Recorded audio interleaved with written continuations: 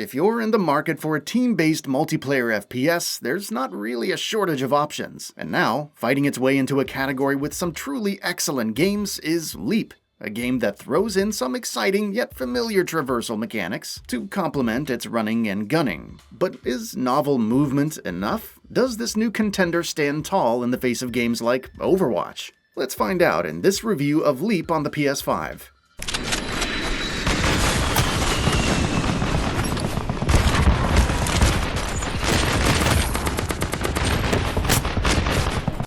This sci-fi competitive FPS is brought to us by Blue Isle Studios, a name that probably scratches somewhere in the back of your memory and conjures up a certain feeling of uneasiness. That would probably be because Blue Isle's first game was Slender: The Arrival. Not a AAA experience by any means, but a mostly effective indie horror game that used its limited resources effectively. Since that debut, Blue Isle have released a couple of games that would probably be described by most as average. But at least they had some kind of spark or creativity behind them. So why the history lesson? Leap is their latest game, and somehow their least inspired one as well. From the moment you start Leap, it feels pretty bare bones. The Overwatch-like start screen presents players with Leap's handful of features, including its class customization, daily challenges, and the marketplace where you can purchase things like keychains for your guns, taunts, and other cosmetics with in-game currency. It appears that this currency is earned only from gameplay, as I didn't see any options to purchase it, and the PlayStation Store doesn't have the game marked for microtransactions.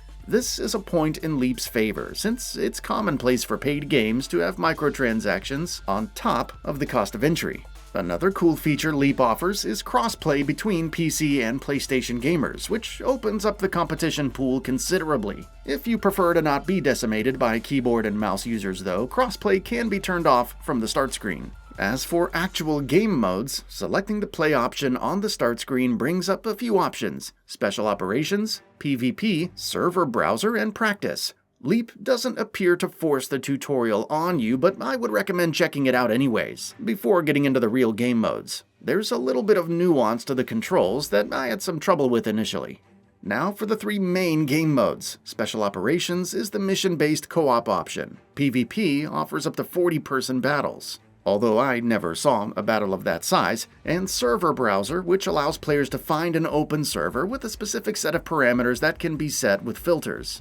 All the game modes you would expect are represented, with equivalents for Capture the Flag, Team Deathmatch, Control Point, etc. Functionally, Leap is fine. It has everything you want in a competitive FPS, and it's not bad looking either, just a little bland.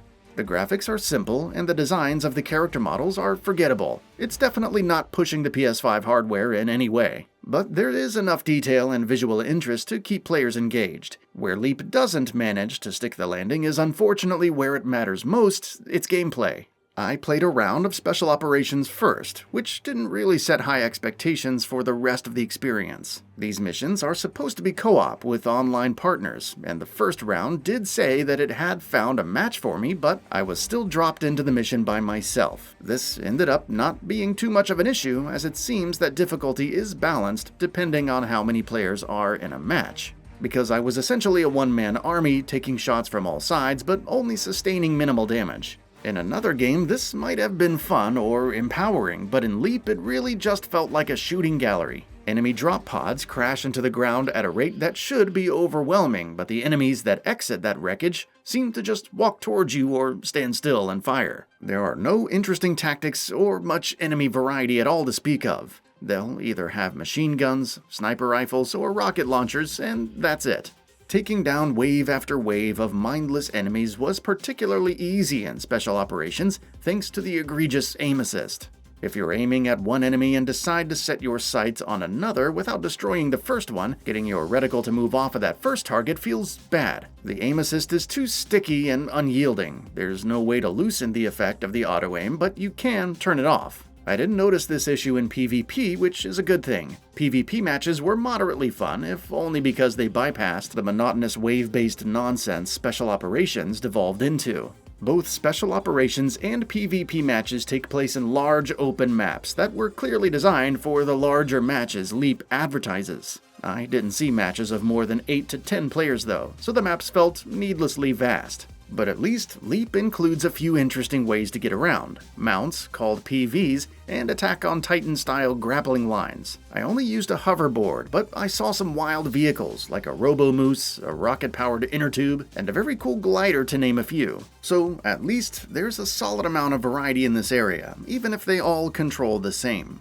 I found the process to summon your PV to be a little fiddly, and it just explodes when you begin firing, which makes it unavailable until you respawn. Thankfully, the grapple lines are always there for you, and they're a ton of fun to use. It's not as smooth as the Attack on Titan games, and it's definitely not as good as Spider-Man's web swinging, but being able to point in a direction, latch on, and zip forward was fun every time. Taking pot shots at enemies as you zip by them is also very fun. What's not fun are technical issues, and I experienced a few of those in my time with Leap. Connection issues are something you used to have to just accept with a game of this type, but other games have made great improvements in this area that Leap doesn't seem to take advantage of. I had several matches that were plagued with lag to the point that I left and tried to join a new one. When your entire game hinges on its online experience, the amount of trouble I experienced is game-ruining. Leap is priced at just $29.99, so it's clearly a budget indie title. However, even at that price, I don't think it's worth your time. There are games with more personality and more fun that can be downloaded and played for free these days, which makes Leap basically dead on arrival. Look elsewhere for your competitive FPS needs.